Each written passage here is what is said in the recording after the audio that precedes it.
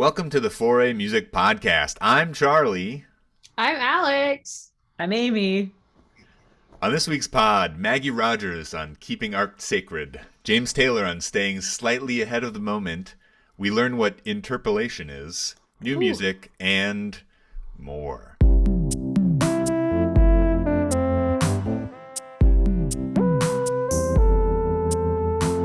First off, how's everybody doing? Seen or heard anything cool that didn't make it into the newsletter next week? Let's start with Amy. Amy, what do you got? Oh my goodness. I freaked you out by picking you first, didn't I? Is this where I say I'm moving to New York? Yeah. Okay. The thing we planned, but is like now No, it's very off the cuff, like conversational. yeah. Yeah, we never this is not meditated. Totally not. Well, Alex and I are going to be roommates soon, which is really cool. Hmm. I'm so excited. I never imagined. It's like one of those life things where it's just like the best thing ever, but you never would have guessed. So I'm excited for that. I'm not there yet, but I'm kind of like half, you know what I'm saying? I'm in the midst. So I'm excited. It's weird. It's surreal to want something and then to be kind of doing it, and it's just a weird feeling, but I'm excited. Yeah. You've been in like New York City for a minute.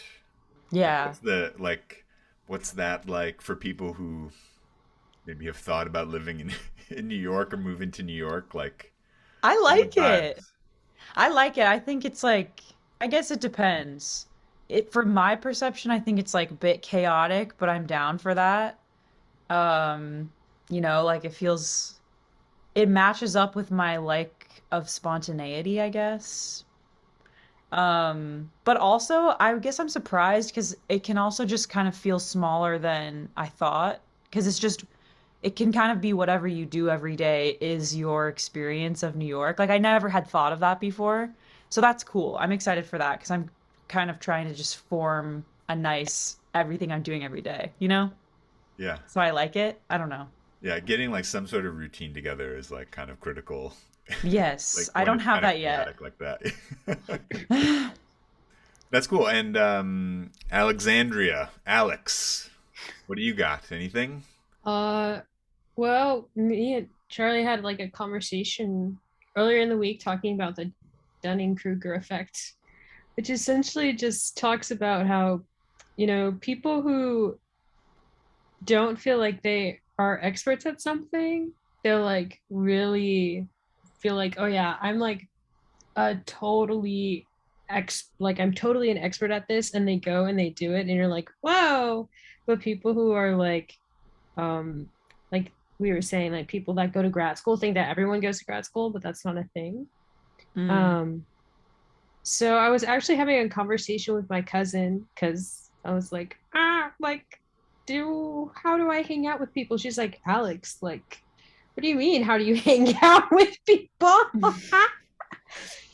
And like just like talking about like community and who is within in your community, and like usually those are like-minded people or people who are on the same wavelength as you, like maybe career wise, or like we brought up our friend who's going to med school, and like she's like set herself apart from like our friends from Houston's, like doing her own thing because she needed to be around like people who are experts in her field, and like you know learning more about that. So yeah, just using that Dunning-Kruger effect to think about, like, first off imposter syndrome, and then two, like just surrounding yourself with people who are going to take you to that level that you want to be taken to.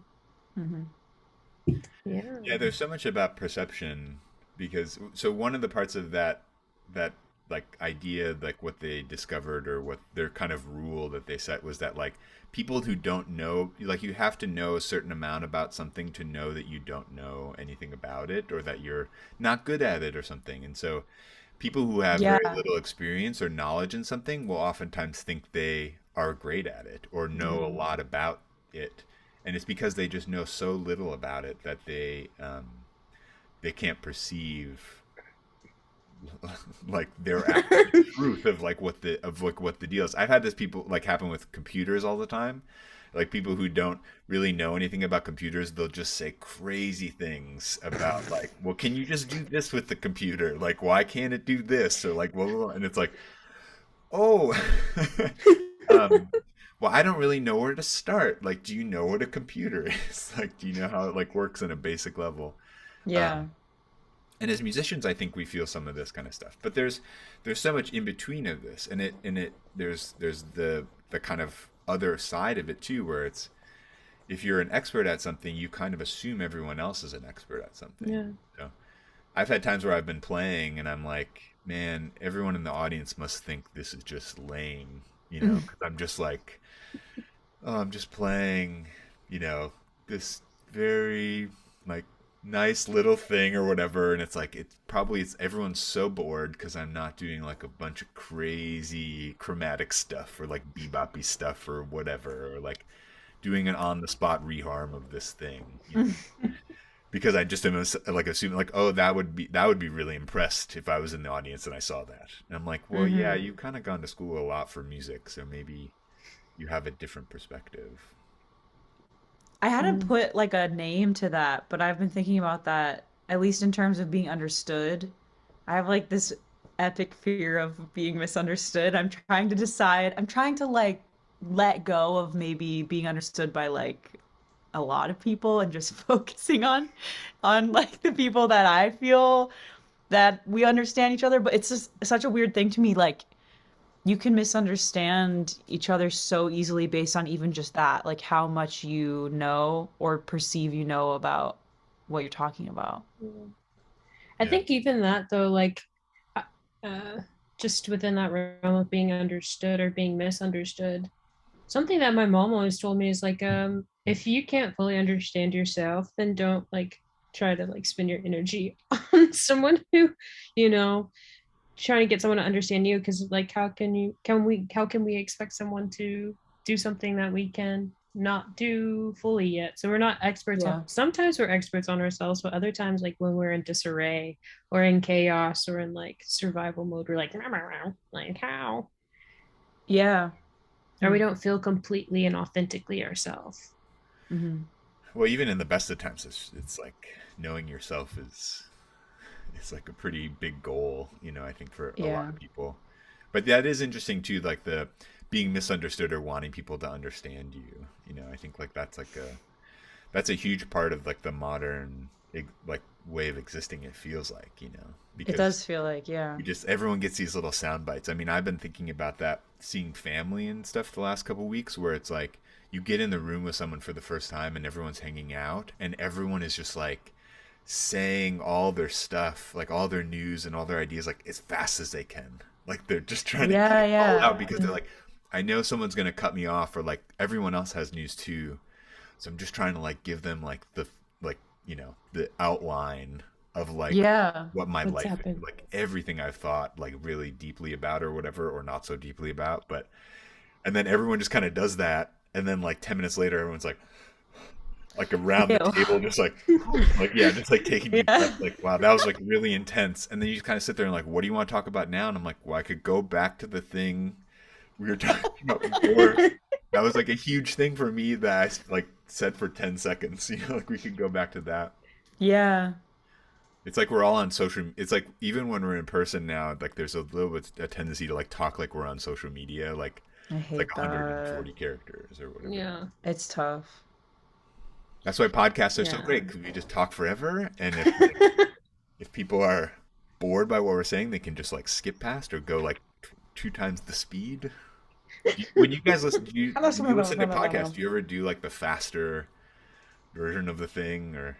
No, I I can try. already, oops. I can already barely, I don't know. I think there's something going on with my brain. I can barely understand English sometimes when someone's speaking. Like I'm even watching shows with closed captions because I'm just like, what are they saying? And That so doesn't bother you? I don't know what's going on. Oh, I don't like it. I don't like But, captions because I look but at them, but you're looking yeah, at them. I'm fully looking at them. And yeah, so the slower podcast is definitely for me. You're like slowing it down and like watching the transcript. Yeah, I can't. It makes me nervous. I tried to do that for like in high school when I would have to read stuff and I was getting to, it's time for bed, like 1.25, but then it really makes me nervous. I don't like it. I'm like, ugh. Yeah, it's intense. There is something to like the normal rhythm of how people talk that I think it is lost with that kind of stuff. I understand why people do Yeah. it, but um, Well, that even happens. Wow, central, but that even happens on YouTube. Like my brother will comment on how it's so cut up, and I forget about it when I have watched the person for long enough. I'm just like, oh, this is normal, but it's like not at all. yeah, like well, they'll do cuts and like Yeah, yeah, they'll do yeah. cuts and it's like a little close up and it's like back. Yeah, Yeah. Yeah. I've tried to do that too when I've made videos because I thought it was like oh, there should be no dead time because everyone's super Right. busy. So as soon as there's like a dead second, they're gonna like They're out. Yeah. they're out, like Yeah. they're unsubscribe. Yeah, I can never just no, but editing I can never decide. Anyway, we can talk about that That's really hard. And it's almost later, like but in to get it back to music for a second, it's almost like in vocal recordings where it's like, do you edit out the breath sound? It's like oh, Yeah. do you like, are you doing like automation and going like really quiet between parts of singing? Or are you like letting the mic thing like that's I feel like I try kind of both and I'm just kind of like, oh, it doesn't feel like there's a perfect answer. yeah. Mm. Have you heard that Coyotes Coyote story where like the I think the mixer or someone like cut out all of Napalm's breaths and she was like, no. And so she Wow. went back in and like re-recorded stuff because he just like overmixed it Hmm. and she was not happy with what was happening because she's like the breath is essential Yeah. to the That's song. cool. Yeah. Yeah, you do lose like the organic thing of it. I've heard like Luciana Souza say stuff like that too, and she's like, "No, I want people to hear the breath Hmm. before I sing. Like that's part of like the movement of it and all that kind of stuff." I think, yeah, I think it can. I think there's obviously times where it's like you probably don't want to hear like, whatever that kind of. It kind of maybe depends on the breath too. I'm sure like Luciana is taking like the most calming sort of Yeah. like all part of the same phrase, like Yeah, like yeah, really yeah, yeah, nice, Yeah. yeah. like like I'm about to pass out kind of breath. But um, cool. Well, that was a great conversation. Let's hop into the this week's newsletter. Foray's worth sharing. Amy, I think you're gonna kick us off. I am.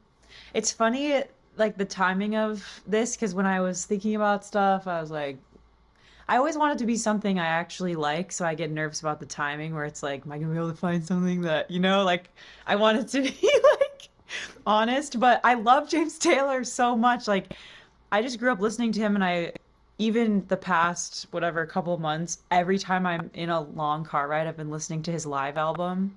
I just love him. So, and I didn't know though that he was on Colbert for the whole week, which is so cool. I love that they do that.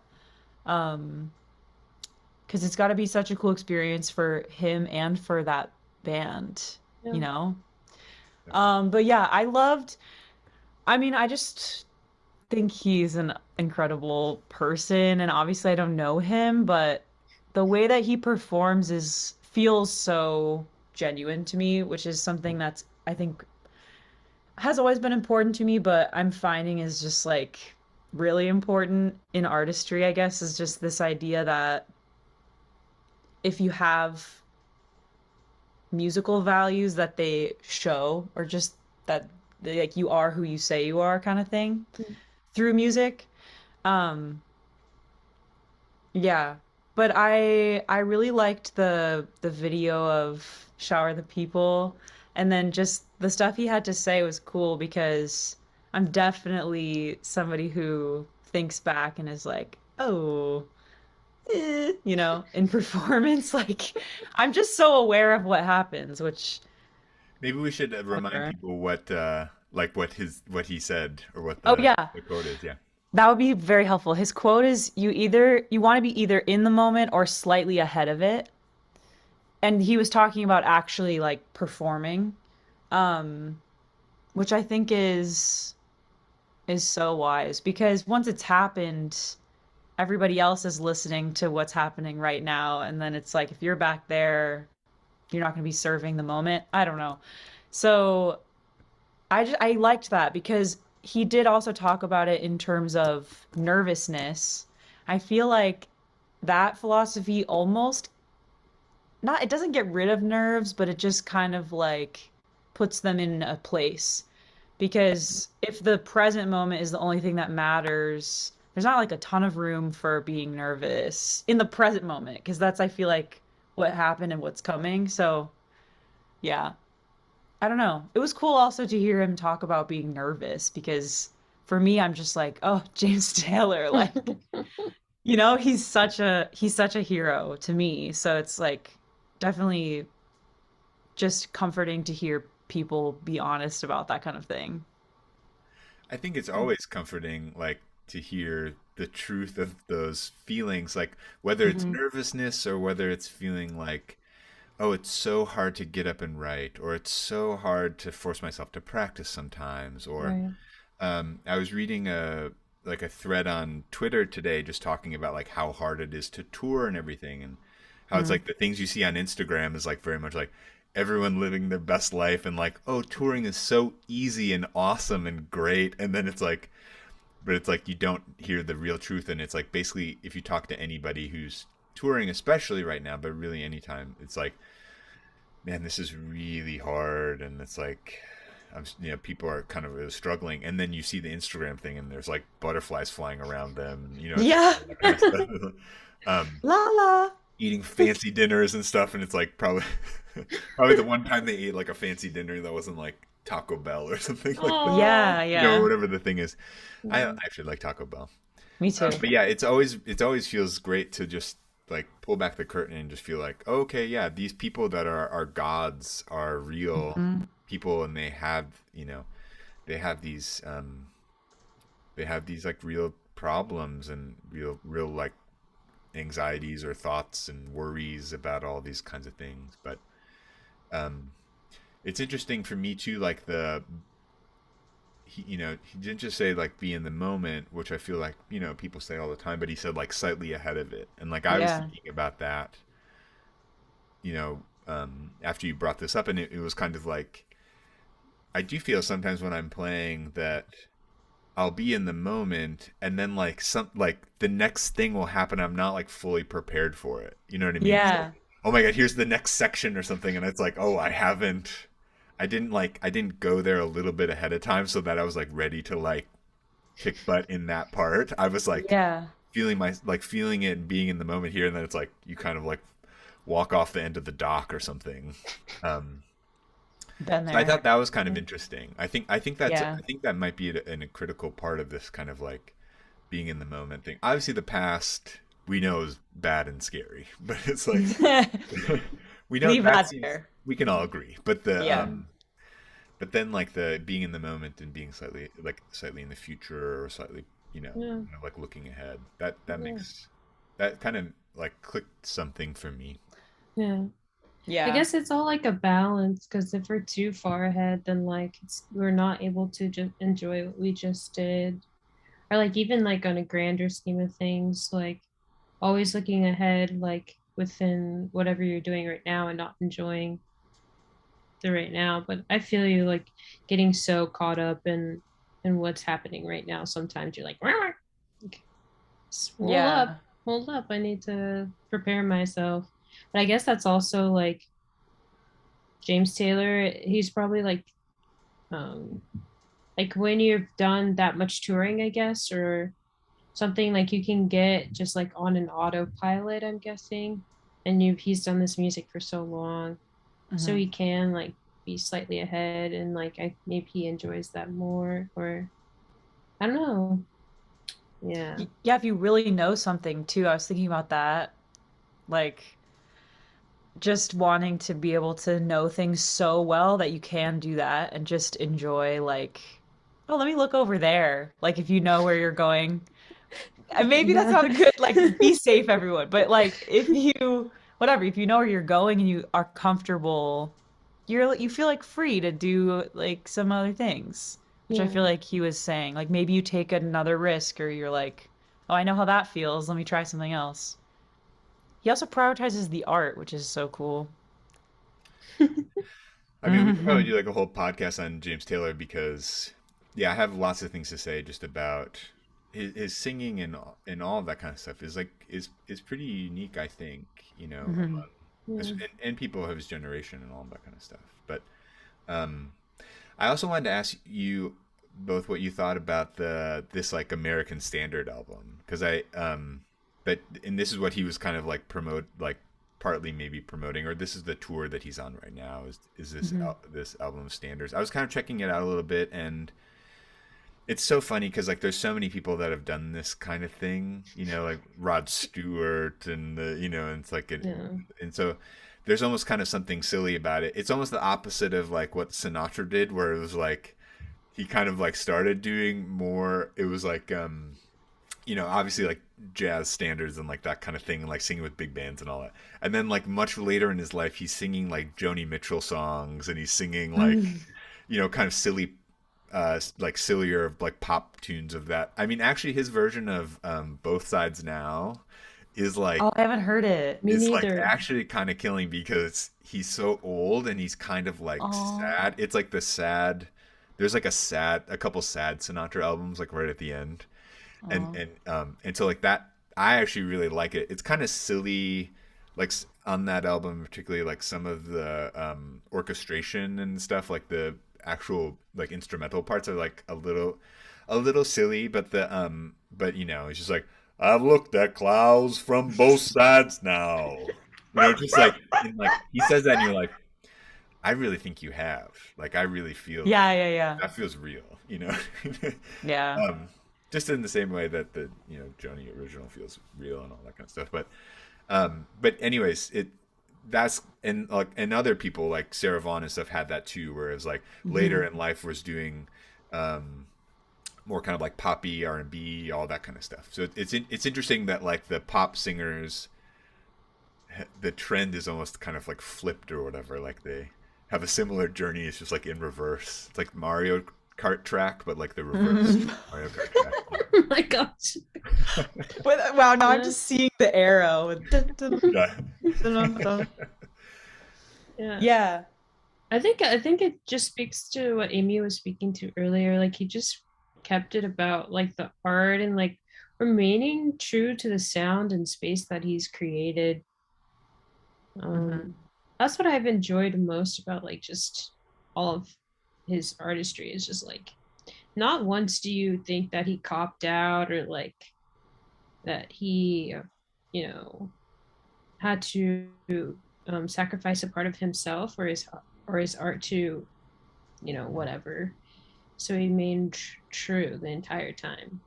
Hmm. I don't know. I like to think of it that way. Yeah, that makes me think of this. I'm not gonna know where this comes from, so now it's just like a quote coming out of nowhere. But I was talking to someone recently, and she was telling me I just was all amped up about whatever, and she was like, "Well, don't like." She read something, so it wasn't her, but it came from this my friend. She was saying, "Don't try to change the way people move through the world." And then it lets go of like so much stuff. So, but I was just thinking about that in terms of music. It's like if someone's being themselves artistically, for me, I don't really have the energy to be like, I hate this. Like, this is, or like, whatever. I usually appreciate stuff that feels like they're just being who they are through their music.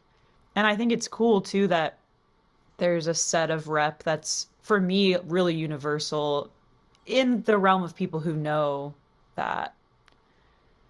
Yeah, I don't Yeah. know. Because you hear people all the time being like, well, they could have done this, or like, it's a Yeah. little folksy. Like, people are so like Little too folksy critical, here. but Like it's yeah. like, I don't know. I kind of dig like when someone's just doing their thing. Or maybe I don't, but at least I can be like, I hate it, but like, you do you. Yeah, well, I mean, Nothing I can do. I think that does kind of answer my question because there's kind of two parts to it. I think there's a part where it's like like who can do jazz or like who can do standards, or you know what I mean, like Yeah, that whole Yeah. thing. who is it for? And it's like, oh, that's not Rod Stewart. This is not for you. Opera singers, no, like you're not allowed in the club or whatever. Like, and I don't necessarily have that feeling. I mean, No. it's a little bit like the jazz police thing that was around when I was like younger, where it's like, no, like that, you can't you can't do that song without like a swing feel, or it's like that kind of Mm. thing. Like, oh, this is a jazz album. Like, then why is like a Beatles tune on there? That's not jazz. Like that was Mhm. really like a thing that was Oh, happening. wow. And now it kind of almost feels like the opposite, where it's like, oh, you can't do jazz. Like, you didn't go. Where did you go to school? Like for jazz. It's like I think there's some of that energy, and I also think it's kind of a bummer too. The but the other part of this is kind of like what you're talking about, where it's like who owns the art, and I think like fans or audience or listeners or whatever, I think like we're much more we feel much more entitled to like be like own like the art that people are making. Like I have this all the time with like movies. I was like, why did they do that? Like, I love Star Wars. Why did they should have done this? Like, they should have made that happen. Like, they shouldn't have killed Han Solo. Like that, like, Yes. or whatever that is. Like, they did that wrong. Or, like, oh, Bon Iver, like, I don't want this to be so spooky and electronic. Like, I want you to be in a cabin Wait. somewhere. I'm Jossam always says this. Jossam always goes, everybody's a critic. I don't know if it's from something else, but exactly that, where it's like everyone has like a, Opinion. yeah. Yeah. Yeah, it's like almost like everyone's a producer or something. It's like, or Yeah. everyone's like everyone's a music, and it's like, I don't know. It kind of makes sense why that's the case. Maybe it's because there's so much out there that you feel like you really can like elect and like pick and choose exactly your Hmm. little thing, and then when it kind of Mm. goes in a different direction than you're predicting or something, um, it feels like it feels like they tricked you or something. But I don't Yeah. know. Okay, our second A from the newsletter was Maggie Rogers' detour to Harvard Divinity School and coastal Maine during the pandemic from the New York Times. The big quote in this is, "I wanted to build a framework for myself for how to keep art sacred." And so this was something that I chose. I thought it was really interesting. I really like Maggie Rogers. I think she's like a really brilliant songwriter, and on this new album, which we're going to talk about a little bit later, I think like she's making some like a much broader kind of like spectrum of sound, like both vocally, but like both with like the production and all that kind of stuff. It was just really cool. Yeah.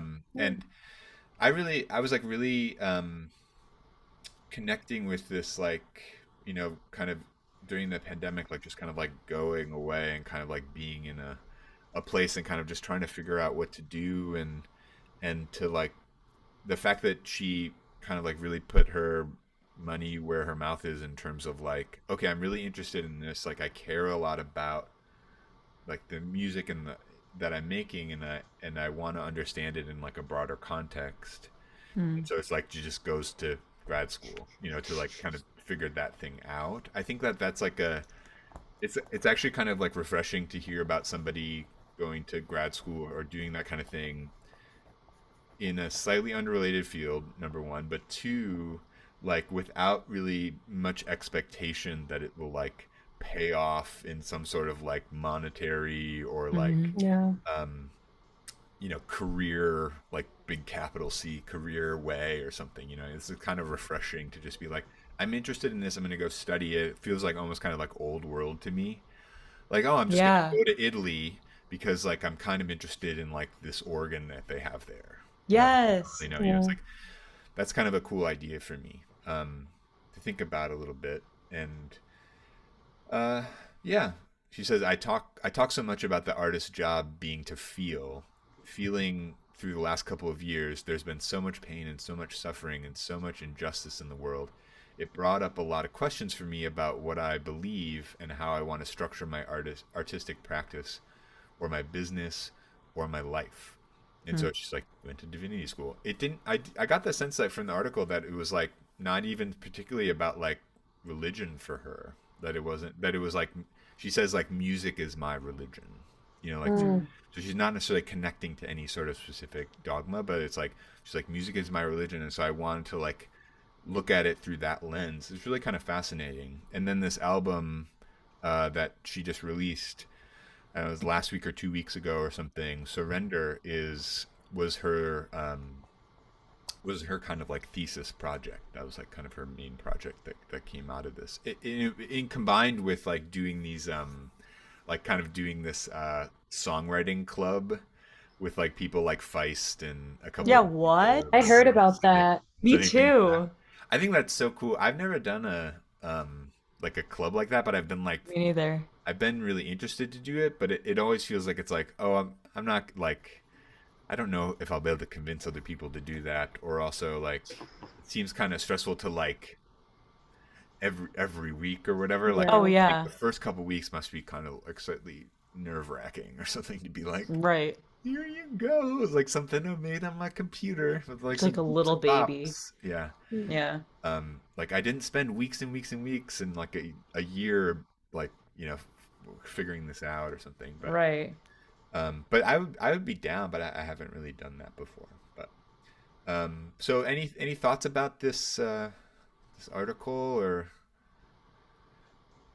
I actually liked, I listened to the record today. I just went on a little walk because it feels great in Boston today. I don't know Ooh. why. It felt just so beautiful.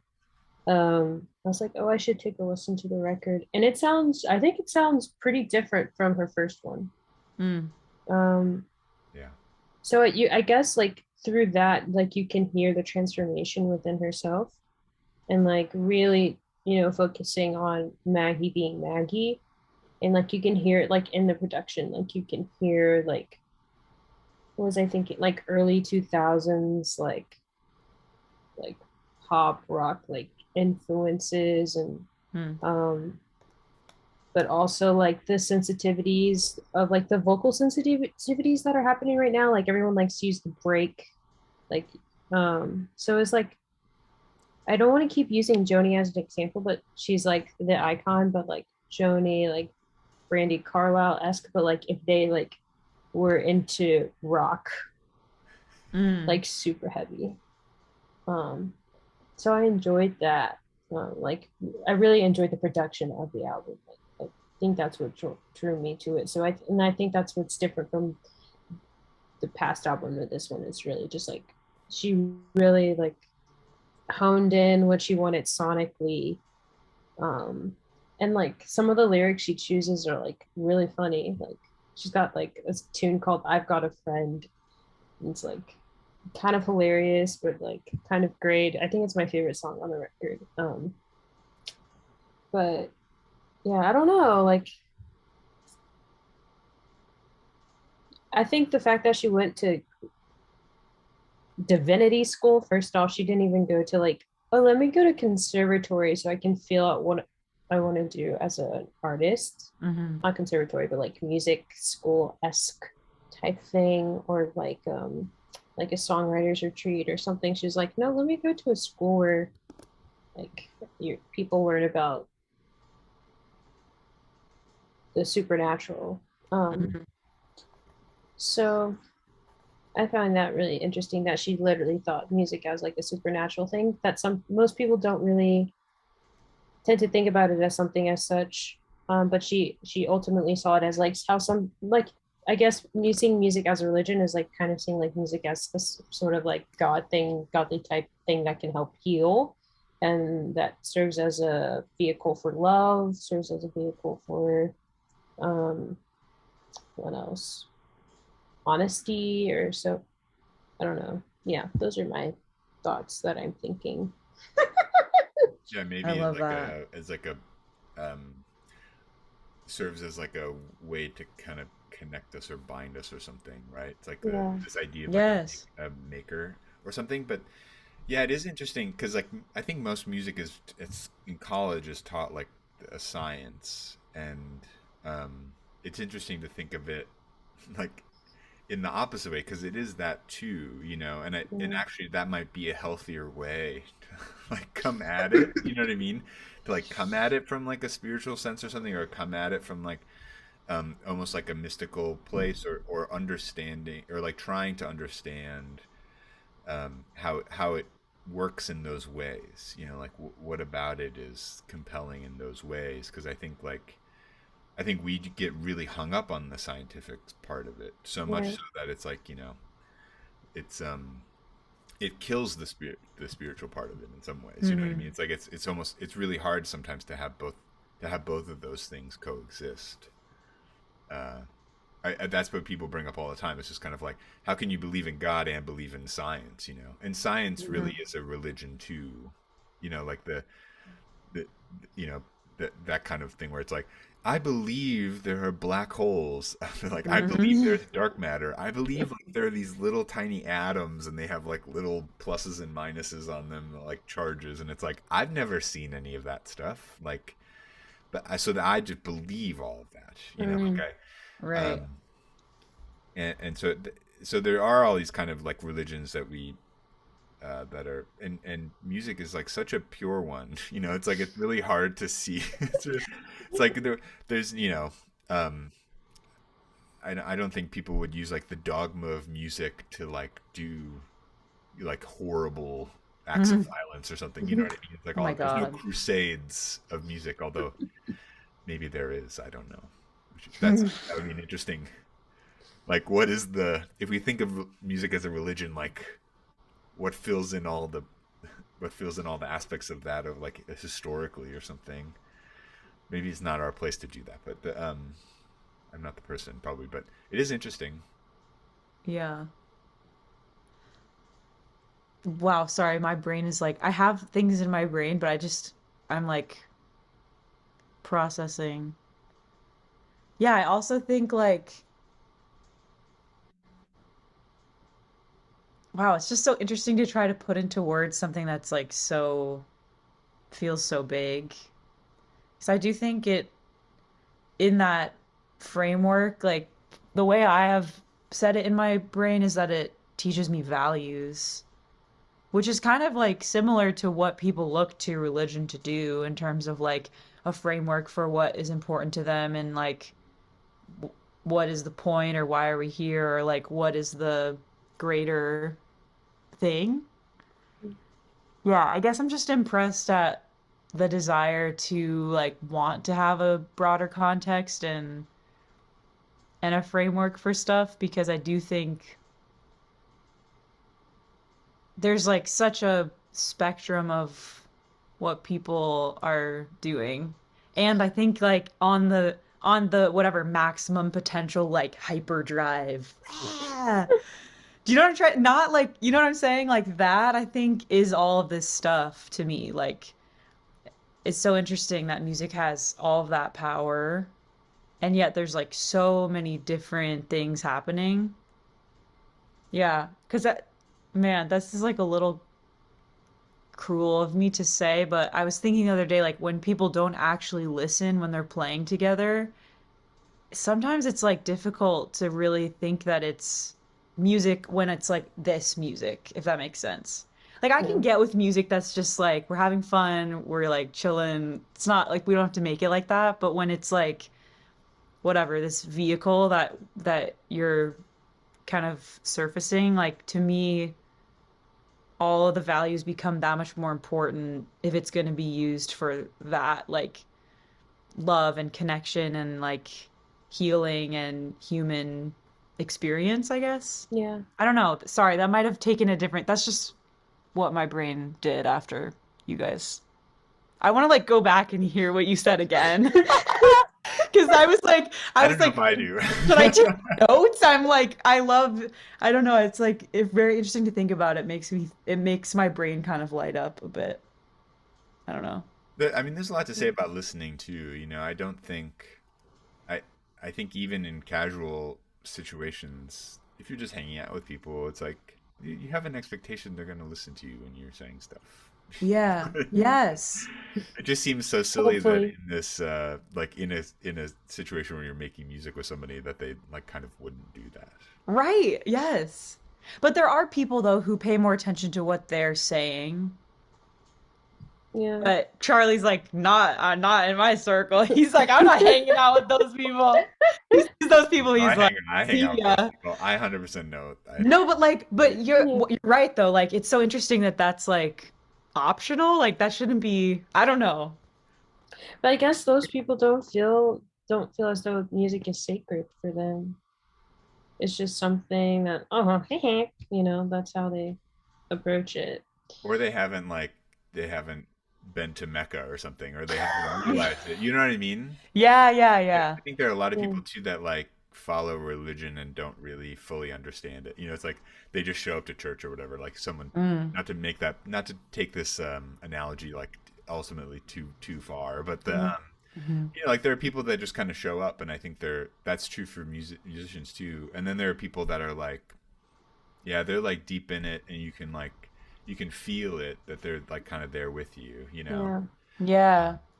But yeah, I'm scared people are gonna think, oh yeah, when we play music, like, it has to be serious all the time. It doesn't have to be serious. No, no. Yeah, but we just mean like just respecting each other as humans and respecting the, you know, which ultimately is a sign of love. Like, just, yeah, music is love, whatever, hippie dippie, yippee. Ja, ja, ja. Yeah, yeah. Okay, cool. Yeah. Let's. Is it my turn? So Beyonce, of course. Um, Controversy swirls as the Queen Bee reviews Khalees interpolation from Energy amid controversy over songwriting credits.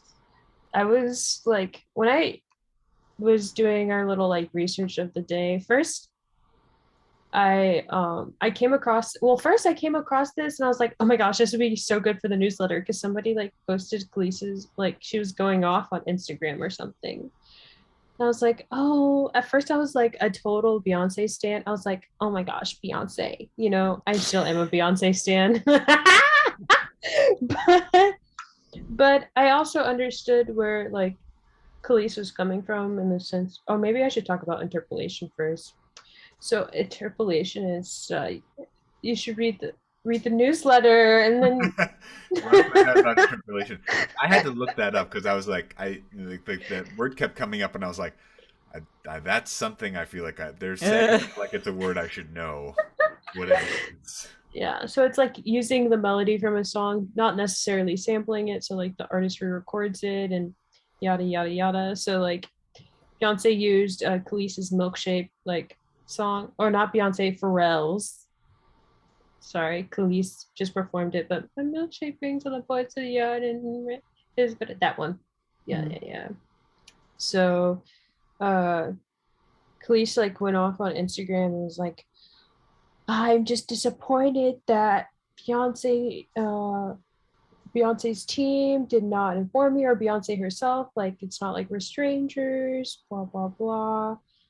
And she was talking about how she thought Pharrell was kind of a hypocrite because he's, and this is also hard for me to hear because I love Pharrell. I think he's one of the greatest producers of all time, one of the great, you know, wow.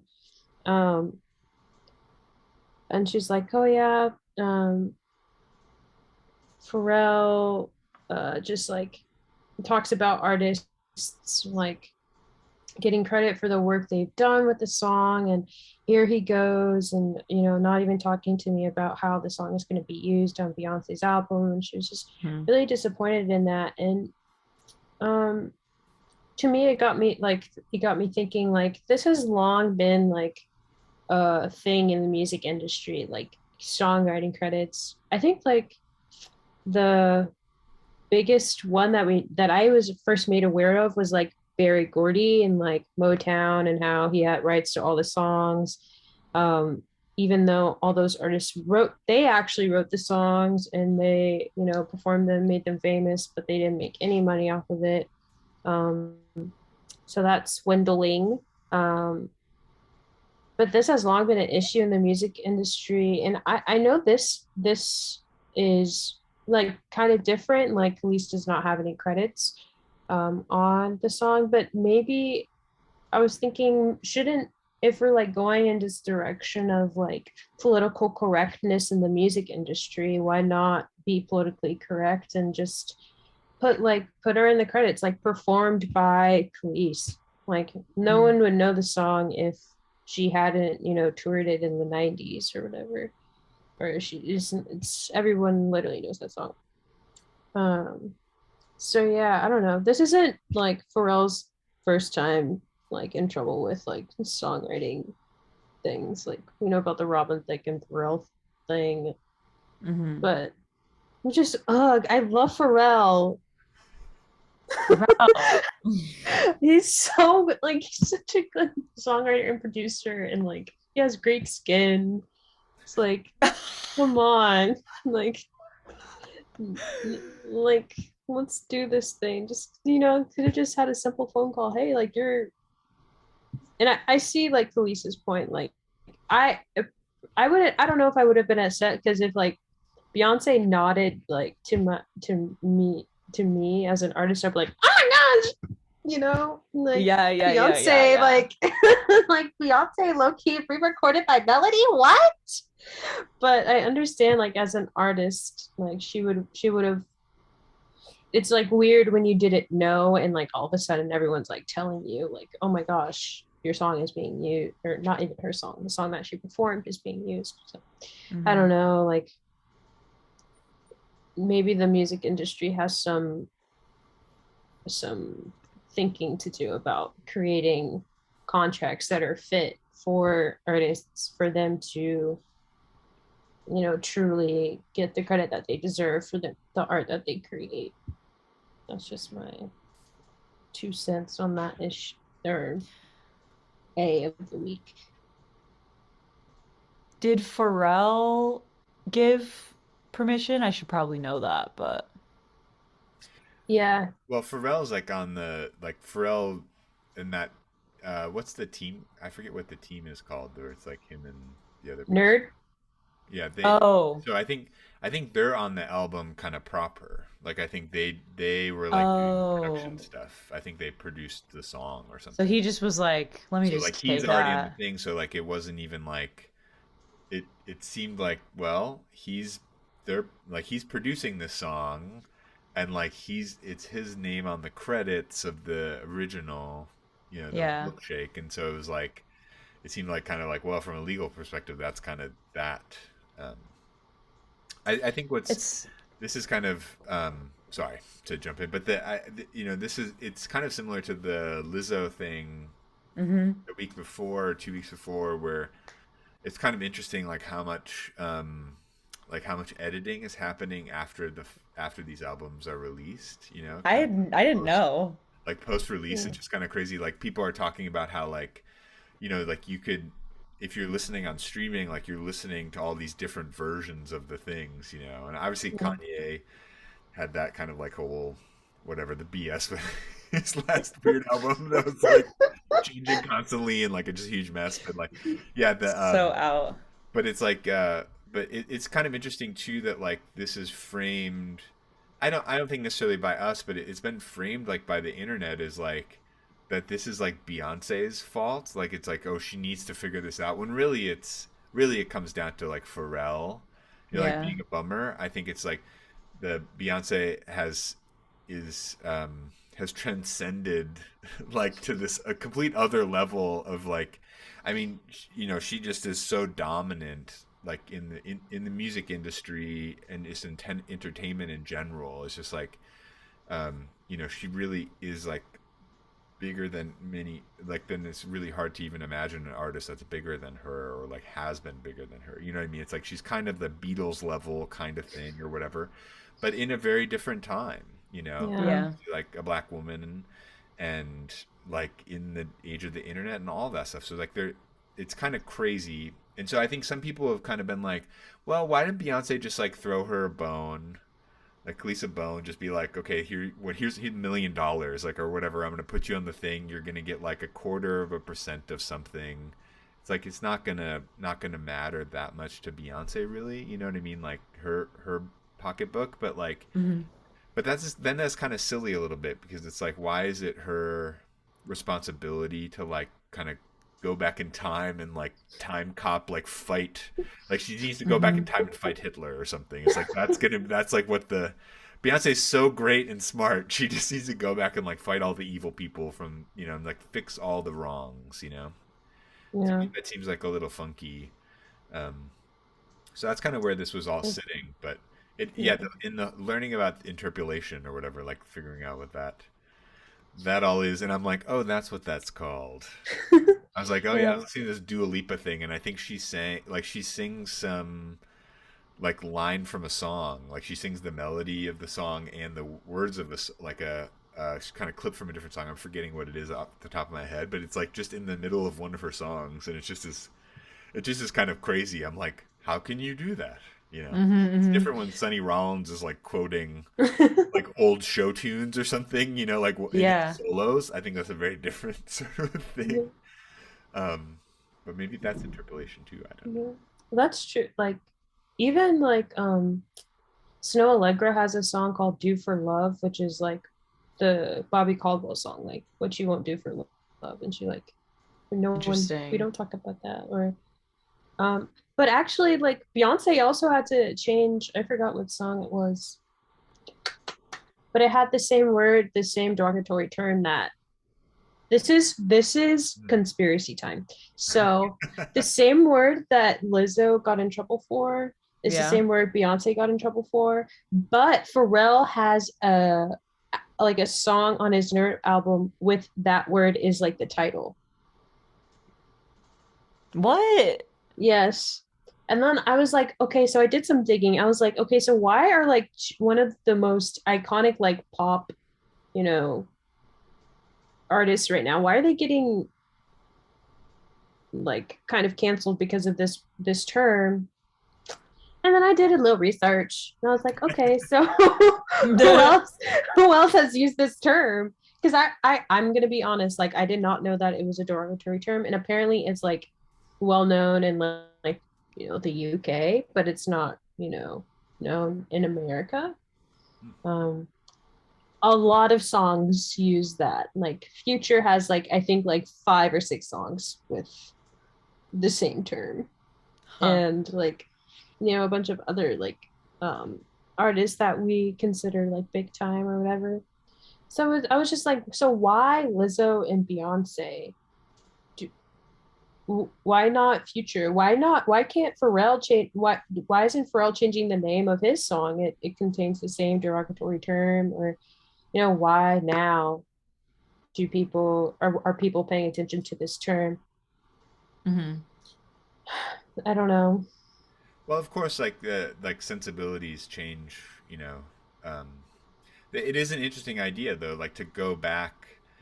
Like, should we go back and like edit Mm. these things out of like words that maybe are uh, hurtful now because of new context or whatever, or are understood to be hurtful now or something, going back and changing them. It is really interesting when it's like um, some of it seems to be like connected to intention or something. It's kind of like some artists will write lyrics that are like purposely trying to kind of like stir the pot, or like they know it's like funky, and so it's like there's not the expect. I don't think anybody like made Beyonce or Lizzo like change those things. I think like you know what I mean. Like they didn't like Yeah. at least didn't come, and I hope. Yeah.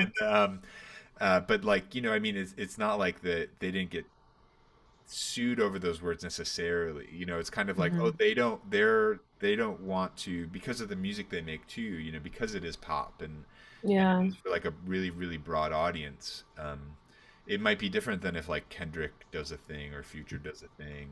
Um, it's almost provocative on purpose or something, because that's maybe part of the brand too. Hmm. I think Fair.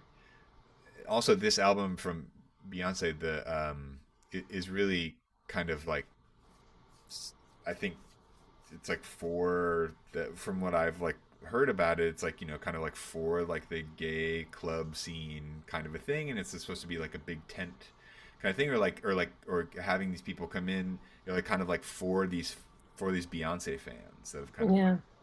been around for forever. And so I think it's kind of like, okay, well, listen, we didn't know that that word was like was taken that way, or that, and so it's like we're just gonna edit it out. It's like not worth it for us. Like that, it's not like a Mhm. core belief or something, or it's like not, it doesn't connect deeply to what I was trying to say in that song or something. Yeah. I could see that, but that's a really hard dance to have to do constantly. Yeah. I can't imagine.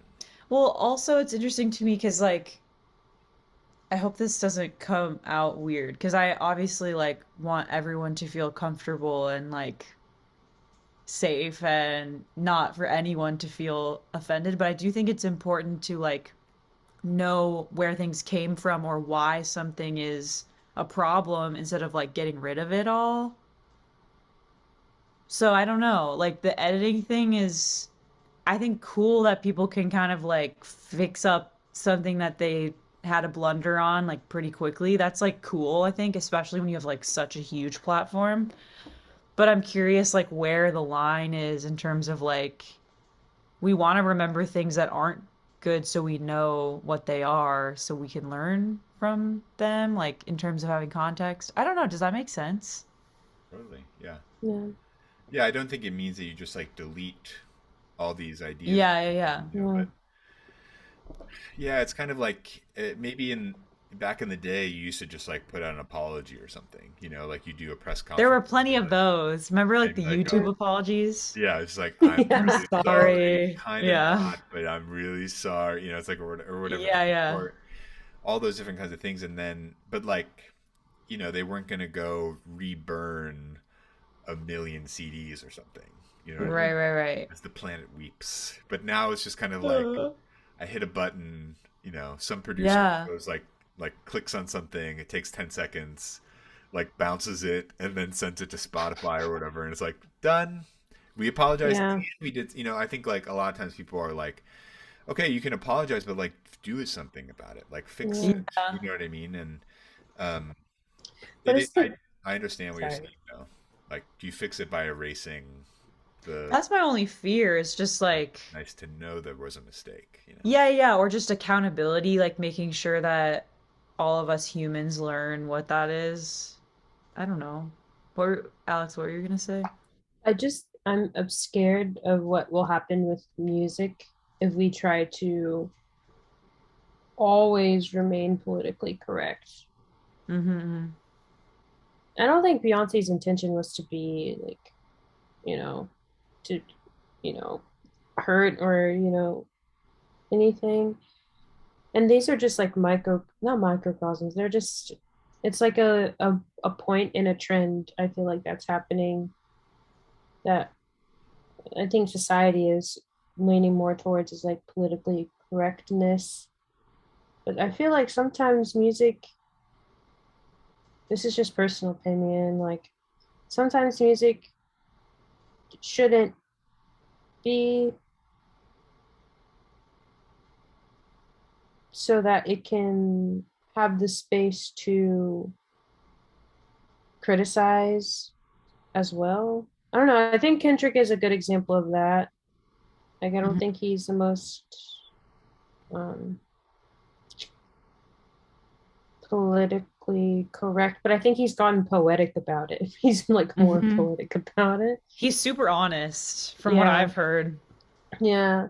But yeah, it's hard. It's hard. Yeah, it's just hard. I'm scared that everyone would be that sometimes art will be sacrificed because people are afraid that it will hurt or not hurt, Hmm. but make others too uncomfortable. Hmm. I liked your point, Charlie, though, too, like because a lot of this music is for such a broad audience, question mark, like they're marketing toward I don't even know, like what do they say? Everyone? Like I don't know. Because you're saying Yeah. she's such a big The whole planet. phenomenon. Yeah, yeah, but The like whole planet for forever, like from now right. until next 10,000 years. Yeah. So that's interesting too. Like, I mean, that's harder to do because if you are cutting so many things, like then do you not say anything at all? But this is like much. this is further away than like cutting out a word that people were like, hey, that kind of sucks. And then it's like, oh, my bad. Like, let me get rid of that. I think that's cool. I think it's just interesting. We're talking about like the spectrum or the line of like where do you stop editing? Where is kind of like delivering a shock or something like maybe offensive? Where can that be effective? Question Yeah. mark. Yeah. It's Yeah. interesting. We'll definitely be talking about that more. I have a feeling. This is not like Ah! the last album. Like it's like get this. Like 3 years from now, we'll be like, listen, we have like very, very like Chapter mature. 17. We have very mature thoughts about this now. Like, um, but let's move on to new music that's out now. That came out last week, and I'll start with Calvin Harris. So from the newsletter this week, we talked about Calvin Harris, Maggie Rogers, which we've already talked about, so probably we don't need to go over that again. And then Coco Roco. So I'll start with Calvin Harris. To be honest, I'm not like a super fan of Calvin Harris. Like I don't know all the stuff that's happening, with his vibe. But honestly, it is just like great beach music for me. Like it's kind of popped up like a couple times, and like especially living in Miami and stuff, it was like that was like, oh, this is gonna work. Everyone's gonna be kind of happy. We're gonna drink some Coronas. Everyone's gonna get a weird tan. It's gonna be unbalanced, and we're gonna be here, And um, I don't know. So I was digging it. It's like at a time where it felt like it's like okay, summer feel for me especially summer feels like it's like kind of winding down. It's just like crap, I need to like update syllabi and I need to blah, blah, blah, and like where are all my Mm. Halloween decorations? Like I'm kind of amped for that. And so it's like, but no, no, no. We have like a few more weeks. Let's listen to Yeah. this kind of like summer album. So Guardian said about the album called Funk Wave Bounces Volume 2. I totally dig like that. I totally dig everything about that title. I think it's interesting. Um, Guardian says there's something irresistibly joyous about the low stakes, funky feel Harris summons at will, no matter who's at the mic. And there's a bunch of guest people who I also like. Speaking of Pharrell, um, and people like Young Thug, Dua Lipa, and a little bit of Justin Timberlake. So I thought this was cool. I don't know that I'll be listening to Yeah. it a bunch. And definitely reviews, it seems like on the internet have been kind of like, yeah, this is nice. It's like kind of cool, but it's not like maybe going to be in our top 10 album of the year or something like that. But I thought it was nice vibes. I'm just always impressed too when people like that can kind of like last, if that makes sense. Like he's still Mm. like chilling. I don't know. Like I feel like I knew who he was when I was like 11. I'm like, oh, Calvin Harris is like the new thing. Maybe earlier, but like, yeah, I just it's cool. It's cool to me when people are still kind of like doing their thing. And he's like, he was maybe this is totally out, but like for me, he was one of the first like mainstream people that was like produce. It was like that thing where it's like producing, featuring artists. In my life, he was like one of the first people where I was like, oh, I know his name and like he's doing that thing. So like, I don't know, good for him. Yeah. Back in my day, we had like Moby. Have you ever heard of Moby? I feel like I should have, but Oh my God, no. Yeah, no. no, no, no. It's kind of crazy that you don't know who Moby is, but it's totally fine. Also, but he was kind of more of like a DJ. It was like a kind of a Oh, DJ. like a DJ He was figure? like it was big in like the in probably the early 2000s, especially like on MTV and all that kind of stuff. Like there's some stuff. If I played you a Moby tune, you probably would be like, "Oh yeah, I've heard that" or Oh, whatever, like in a okay, Hmm. okay. store or something. It's like pretty ubiquitous, Huh. um, but like producer doesn't sing or anything. It's like Yeah, yeah. then like has samples or have other people sing on it. But yeah, I think it is kind of interesting because every generation seems to have their person that kind of does that or something. If that Or makes that sense. started it, because now I Yeah. know some people, but I feel like he was the first one where I was like, oh, and you're like singing the line, like, Yeah. Well, like Pharrell, right? That's a kind of a thing too. It's like that. That's Pharrell's like something like that too, right? yeah, yeah, Yeah, yeah, yeah, yeah, yeah. yeah. Um, but yeah, cool. So yeah, that was Calvin Harris, and then we talked about the Maggie Rogers Surrender, which is cool. That came out the same. That came out like 2 weeks ago actually. So I think that came out along with like Beyonce and the Domi and Katie. Uh, so that that was a huge, that felt like a huge weekend or a huge week for Yeah. new releases like we haven't really had in a while. But yeah, that album is cool. We talked a little bit about that, and then there's this group Coco Roco, which I didn't know I love the uh, name. before this Yeah. popped up. Yeah, Oh my God. but London-based jazz group with like some. I kind of pulled up the Guardian article about them like a few years ago. So the Guardian listed them as ones to watch in like I think this is like 2019. So it said the young London-based Afro beat band achieved a perfect blend of West African rhythms and improv on their upcoming EP at the time. So this is definitely like feels like there's some stuff that feels really jazz to me. There's some stuff that's like Afrobeat thing, like world musicy kind of thing. There's some things on it that feel more like pop beat kind of things or R&B kind of things. So, um, Yeah. any thoughts Afrobeat about is coming back. that? I feel like it's everywhere now. Mm. It started off with Davido and that what's that? If I think that's the name of the song. And then Burna Boy. And Oh, then yeah, on the low. And anyways, Beyonce, Yeah, Coco right. Rock, like everyone, the Afrobeat is coming back. And London's just like got London everybody, I is, guess. I know. Yeah, there was a great. I don't know if it's still. I don't know if it's still a thing, but there's a great like Spotify playlist that's like London, like UK based jazz. Oh my Um, God. and it really is like some of the coolest stuff. It's like very it just feels much more fluid. Like it seems like Mm. it seems like the back there, and I think it seems like a pretty small scene too. Like that scene there though, but it is like very collaborative. They're like very open to a lot of stuff, and there's like a lot of mixing of different genres and sounds and all that kind of stuff. It's like very cool. It just feels I very think like that's really cool. yeah, Yeah. it like feels young. It just feels like it's like very vibrant. Like they're just trying stuff. Yeah. Which is cool.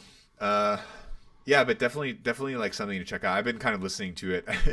It's funny. I listen to so many things through the lens of Maddie, who's my now fiance. Both of you know Maddie, but like I was like playing this in the other room where I was like doing something, and she was like, "I'm sick of hearing like the," and I'm like, "Well, it's just this song."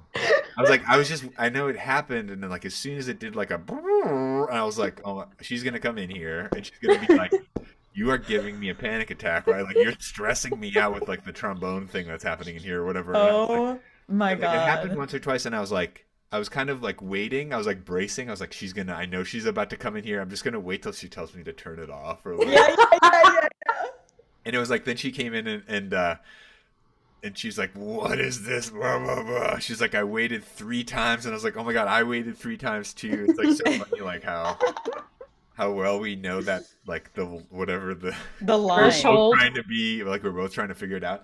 But then I was like, well, let's just listen to the next song because it's totally different. Then it's like a totally different vibe. But then it kind of went back to the thing that I knew would be like, I was a little out for her, maybe that at least while she's like making, like baking or something or doing whatever. But I dig it. It's really cool. I like the singing on it too, and the horn arrangements and stuff were cool.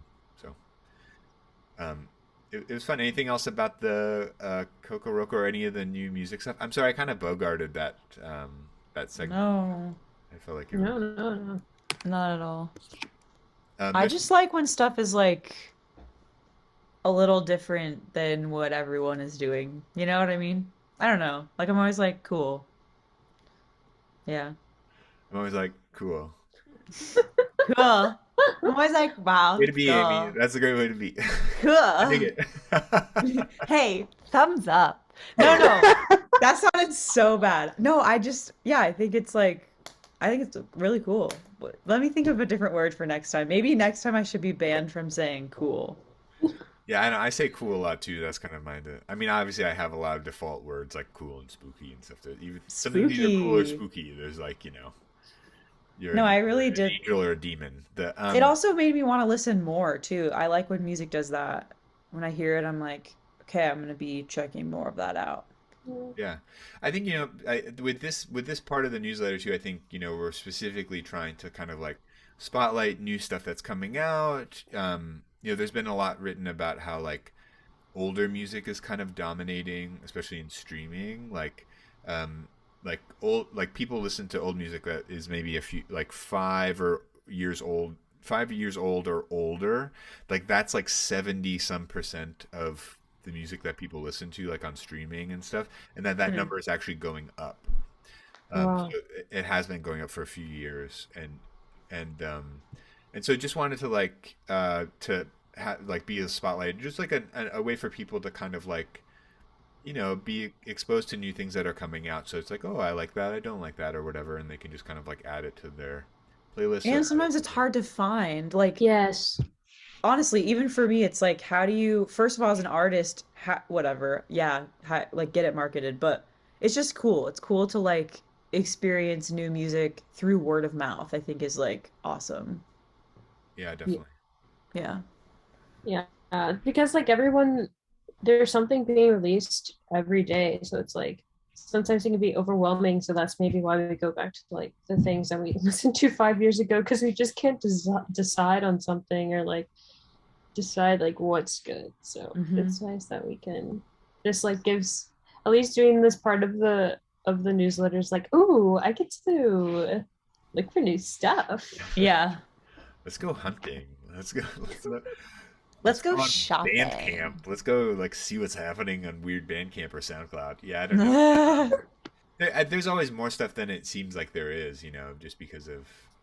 But yeah, I think it's cool. It is hard though, and there's no shade on like listening to old music too. I think that's great. Yeah. Like there's a comfort in like, oh, I know this. It's like Hmm. you don't always want to meet new people every day constantly. Yeah. Sometimes it's nice to see someone Yeah. and you're like, oh yeah, it's you again. Oh, you again. Cool. Yeah. Yeah, Yeah. yeah.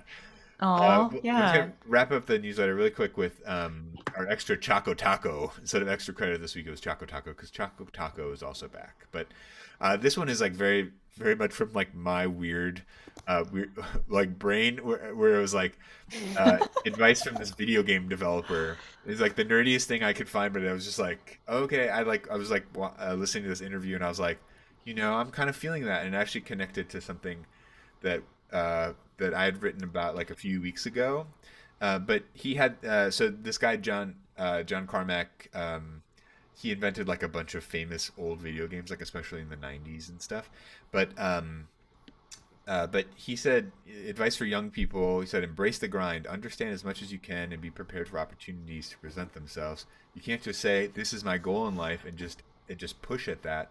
You're going to make more total progress if you say I'm preparing myself with this broad set of tools, and then I'm being aware of all the ways things are changing as I move through the world, as the whole world changes around me, and then looking for opportunities to deploy the tools that you've built. And that's something that I talked about all the time, right? This kind of like there is no plan, only Hmm. preparation. Um, Man, I love that's That's like that. my in my notes app. it's like a signature quote of mine. I love it. Um, but it's just like this and this kind of idea where it's like you try to build like some broad skills, and maybe that's determined by what you're interested in and what seems cool at the time, like what seems interesting at the time, and then you just kind of keep an eye out, keep adding to like the box, and then it's like there's opportunities pop up, that were there before or weren't there before, and then it's time to say like, yeah, I got something for that. I Um, love that. It just alleviates so much, like, I don't even know the word. Panic, pressure, worry, Yeah. control, like wanting control. I just love it because it's like my whole issue was like, I have a skill set. How do I use it? And you're saying like, relax. Like, just maybe like think about today and tomorrow and next month, and that's it. And then next month you can think about the next month. Whatever, you know what I mean. yeah, It's cool. Yeah. I like that. It's very freeing. Yeah. yeah, because like what you can control, I guess, is to be like, oh yeah, I'm gonna try to figure that out. Right. That seems kind of hard and overwhelming too, but it's also that's like one of the easiest things in the world once you know how to figure stuff out. Like once you kind of get good Hmm. at learning, right? Then it's like I'm like such a nerdy teacher, but it's just like, it's No. once you can like once you can problem solve and stuff, then it's like, oh, there's a new problem. Like, like, Ah. oh, there's like a weird new keyboard and like the knobs are different than I'm used to. Like that's kind of exciting. Like I can do that, like I can sit down and like turn all the knobs and figure out what they do. You know what I mean? Like I can do Yeah. that. It's totally different Yeah. to be like, why are you, what are you gonna do with these knobs? And I'm like, I don't I know. don't know. Okay. Yeah, yeah, yeah. Hmm. I don't know what they do yet even, It's like figure it out. Just play. Just play. Well, Yeah. also like I forget that other people exist. Whenever I panic, I'm not thinking about the fact that there are other people who are alive. And you know what I'm saying? It's like, hey Charlie, do you know how this knob works? I'm like looking at it and I don't get it. You're like, oh, I think I've seen one of those before. Yeah, I don't know about this. Anyways. Yeah. Cool. Well, let's kind of wrap it up a little bit. Is there anything? First of all, great pod, everybody. Big, big, Did it. big round of applause, to everybody. I liked it. We should use it. I don't know. Yeah, Whatever. It was Anyway. good. we'll see. I liked it. So I'll thanks for listening and supporting Foray Music. For more, follow us on Instagram at Foray Music. Subscribe to our newsletter at foraymusic.substack.com and check out our brand spanking new website at foraymusic.com. I actually wrote in the script, check out our spanking brand new website. Yeah. I was like having I was having a moment there. I had a whatever. The my computer program crashed for a second while I was doing that. There's no spanking on the website. It's just basically us and the stuff we're doing. So check it out. It's getting there. It's pretty cool. Anything interesting coming up? Anything excited? I'm going camping this week, which I'm really stoked about. I bought this new like inflatable like raft. Like it's like Ooh. like it's called like a micro raft. It's like kind of like kayaky kind of a thing, but you like inflate it so you don't have to like put it on your car and stuff, and like you go with kayak pedals. So I'm super Ooh. stoked about using that for the first time Amazing. this weekend, and yeah, there's other stuff, but that's probably what I'm most stoked about right now. Yay. Anything exciting? Uh, oh, wait, Eh? wait. Amy's like, I'm moving to New York. No, every time someone asks me anything, I'm like, well, no, I'm excited. This weekend I'm going upstate, um, to the Adirondacks. There's this like, I have a lot of family there. Not a lot. Well, yeah, a lot.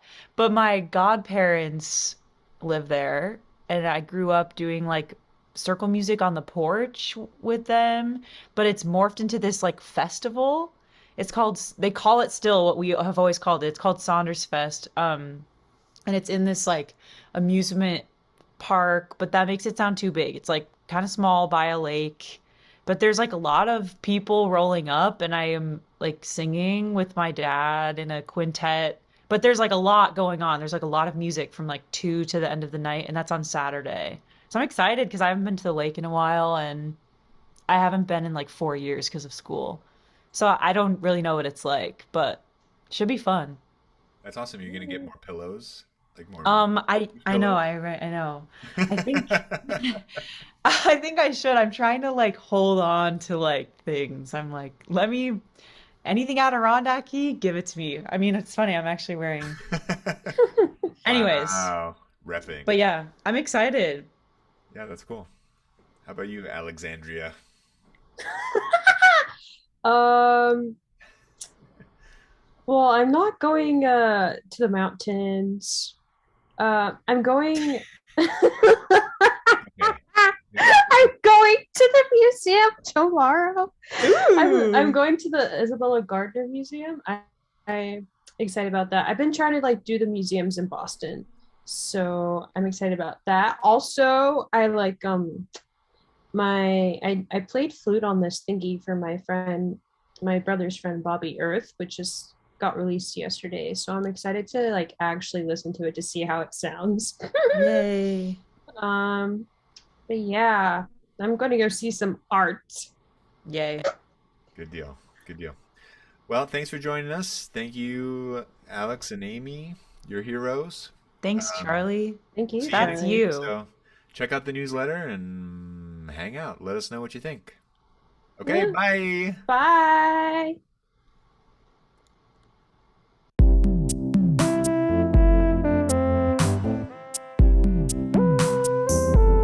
Okay, we're recording.